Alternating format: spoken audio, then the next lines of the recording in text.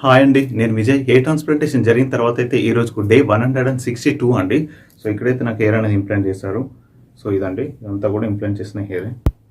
చూడొచ్చు. Hair line కూడా చాలా క్లియర్‌గా ఉంది. హెయిర్ లైన్ కూడా చాలా నీట్‌గా, క్లియర్‌గా కనిపిస్తుంది. చూడొచ్చు. ఇదండి. మింటాప్ రాసుకున్నానండి లైట్‌గా. అందుకే మీకు స్కాల్ప్ ఏరియా కనిపిస్తూ ఉంటుంది లైట్‌గా. పైగా ఈ లైట్స్‌కి ఇంకా ఎక్కువ కనిపిస్తుంది. న్యాచురల్‌గా నార్మల్‌గా అయితే బయటికెళ్తే మనకు అంతలా కనిపించదండి. సో, మింటాప్ రాయడం వల్ల ఆయిలీగా ఉంటుంది కాబట్టి అంతా కింద ఈ బాటమ్ మనకు ఏదైతే స్కిన్ ఉందో అదంతా కూడా మనకు క్లియర్‌గా కనిపిస్తూ ఉంటుంది.